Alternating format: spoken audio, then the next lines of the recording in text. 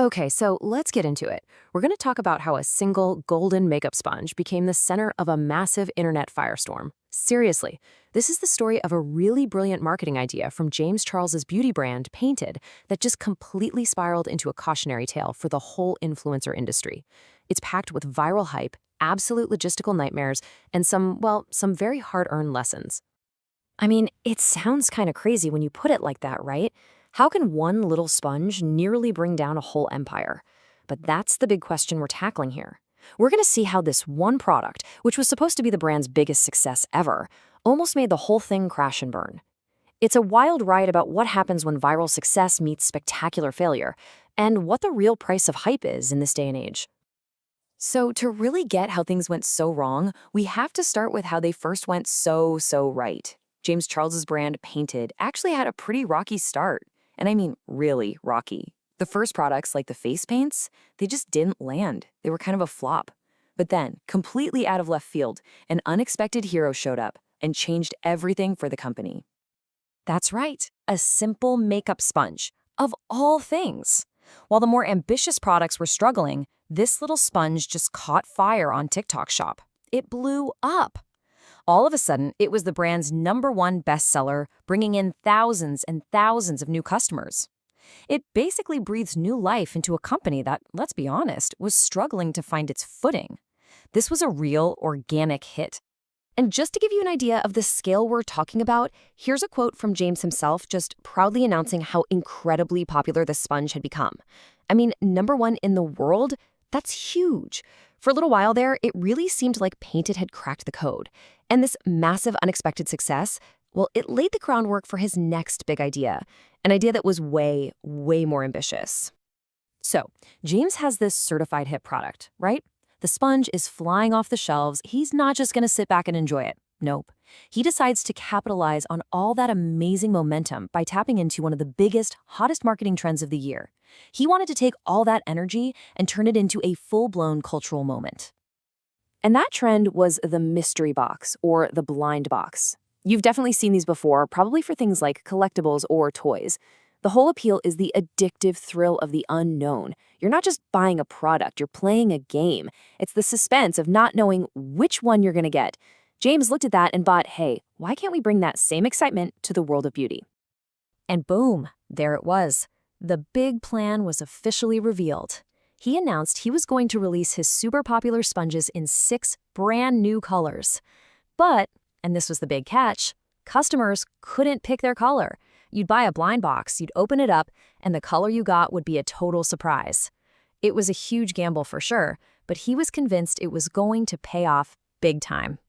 But wait, it gets better. To make this whole gamble completely irresistible, he layered a massive high-stakes contest on top of it all. The setup was simple, but honestly kind of brilliant. You buy a blind box, you hope for your favorite color, but hidden among all those thousands of sponges were 6 ultra-rare solid gold sponges. If you found one of those, you won an insane prize. The hunt was officially on. So, the launch day comes. How'd it go? Well, it was an absolutely astronomical success. The entire stock of these blind boxes sold out in less than 4 minutes. Let that sink in. 4 minutes. It shattered every single sales record the Painted brand had. The hype was unbelievable, the strategy worked perfectly, and unboxing videos immediately flooded social media.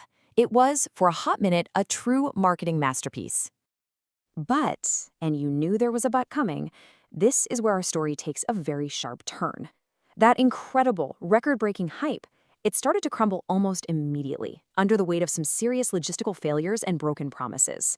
The celebration was very short-lived, as this dream launch quickly spiraled into a total public relations nightmare. And here's the first major crack in the armor. The whole point was the mystery, right? The surprise of opening the box. Well, it turns out the winners of the golden sponges got them in completely different packaging than everyone else, so they knew they'd won before they even opened the box. It just totally defeated the purpose of the blind box concept. Now, James later explained it was a mix-up, but the damage to that magical surprise element was already done.